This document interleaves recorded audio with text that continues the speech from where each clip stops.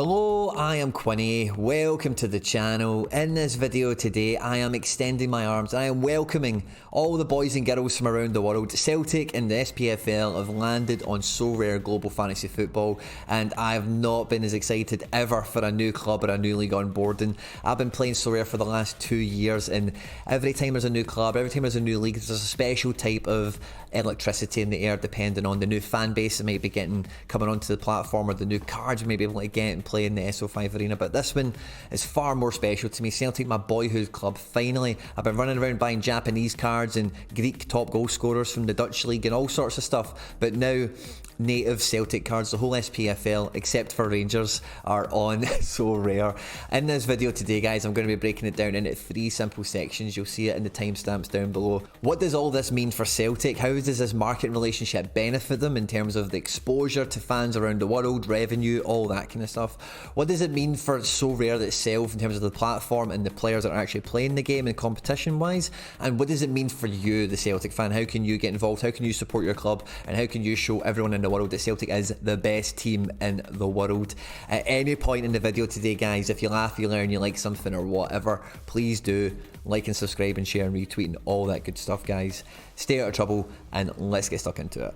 If you could hit the subscribe button, I do daily global football content, everything from Wonder Kids and Rising Star Managers to fantasy football and watch-alongs. That will also automatically enter you into my April giveaway. This month I'm giving away a 1 of 100 Belgium Youth International, Ewood Pletench, and 2 limited goalkeepers. If you want to stick around to the end of the video, we'll get into all the giveaway stuff again there. Now, what this means for Celtic is they're now exposed to over 100,000 new managers that are currently playing Sorare Global Fantasy Football. The benefit to the club, first and foremost, for that is they get revenue share. So what Sorare do is they sell football trading cards that are called NFTs. These cards are, half of them are sold and half of them are won in rewards, and the ones that get sold, Celtic the club and the SPFL, they get cut in on the revenue those cards generate, so it gives them another passive income stream of merchandise, just like they would in the club shop or on their website. It's officially licensed merchandise first and foremost. Very similar to like Panini sticker books from back in the day, that kind of thing, but because they're digital, they're on your computer, they're on your phone, you can play games with them. You don't need to worry about taking your sticker book around to your pal's house and playing a game of Tops, Trumps or Snap or whatever you used to do back in the day, or what mum and dad used to do back in the day or whatever. And because they can be used in fantasy football, fans from around the world pick up players from all corners of the globe and play them in fantasy football. Sorare has had such an amazing and profound effect on so many leagues and clubs around the world, giving them like hardcore fans in far reach countries across the world. You know, like, I speak to a lot of Scottish managers that are like nuts about the Korean league that's on at like 8 o'clock in the morning and stuff like that. And equally, as time goes on, we're going to find like Brazilian people and Argentinians and Mexicans and French people that are like obsessed with the SPFL because they've got the goalkeeper at St Johnstone or the under-23 striker at Dundee United, or you know, whatever it might be. So it opens the entire league, Celtic especially, of course, because it's the biggest club in the league that is currently licensed, undoubtedly, to new fans across the world that just would never tune in to a highlight package or never tune in to a podcast or even a live match of some of these clubs until now. Because when you've got a guy in your team playing, you're going to follow them for every kick and every stride of the ball possible when you're chasing down leaderboards. So it gives the whole league, number one, but utmost Celtic at this point, I suppose, a massive new exposure that all the other big leagues in Europe have been enjoying on Sorare for the last year or so, and a lot more like the Belgian league, the Portuguese league, some of these places have been enjoying for 2 years, and the clubs in the leagues that have been here the longest like have an amazing external fan base out with their domestic catchment, if that makes sense. Celtic already benefit massively from that, so there's a massive fan base that can tap into this and enjoy it, as well as there'll be other fans who just have never even known about Celtic, thought about Celtic, looked at Celtic, who can now be exposed and come in. Now that takes me on to my next part. What does it mean for the platform? What does it mean for Sorare? The first thing, first and foremost, is it's like the major English speaking league that we currently have. Now we've got MLS and we've got the Scottish Premier League, but because the Scottish Premier League is on the doorstep of England, of course, and as we know, the world of football revolves around the English Premier League, it just gets us that bit closer to full UK exposure. And that's what everyone who is kind of waiting for Sorare to go parabolic and go mainstream mainstream is waiting for the English Premier League to come on, and I definitely feel that this is like the baby step, just like many players have done in their career. They come to Scotland first and then they transfer into the Prem.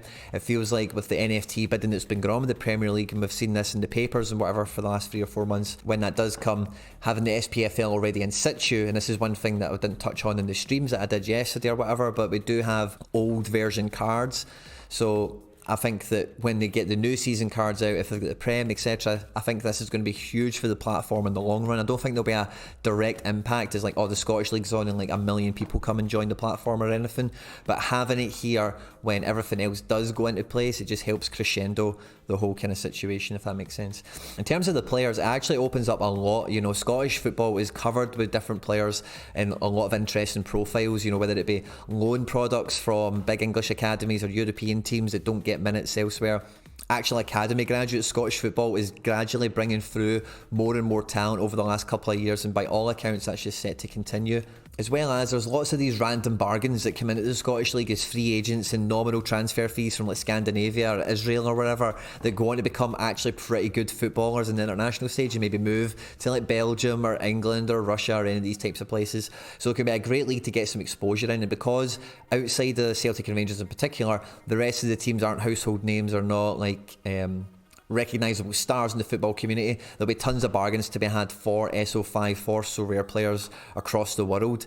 The problem it maybe brings is the challenger region. So Celtic operate, if you have Celtic cards, you can play in 3 core divisions. You can play in global, which is any team, any player, you name it, you can play any player you want.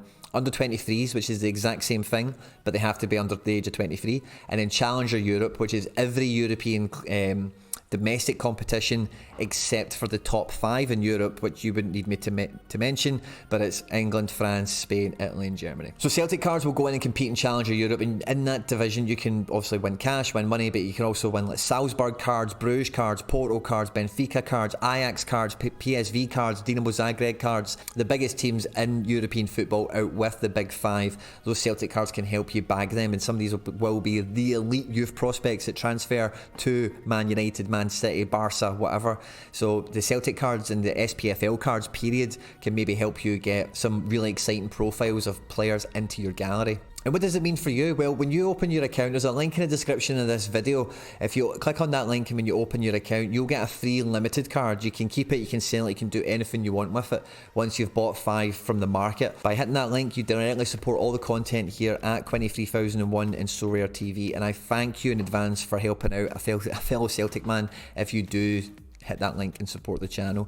But once you've then got up and running, you're then playing global fantasy football against people from all across the world, and you can play the Dundee players, you can play St Johnstone players against Real Madrid, Bayern Munich, Ajax, Liverpool, Mechelen, Reims, anyone you care to think about. There's so many clubs and leagues licensed: Boca Juniors, River Plate, Atletico Mineiro, the full MLS, most of Mexico, the Japanese league, the K-League. This is where the whole Football Manager FIFA Ultimate Team kind of itch comes in. If you've enjoyed any of those games in the past for the scouting aspect and the kind of bragging rights of finding the wonder kids, all that kind of stuff, then this game is like that on steroids, and you can do it with SPFL cards, you can do it with Celtic cards, you can do it with anything that's available on the platform.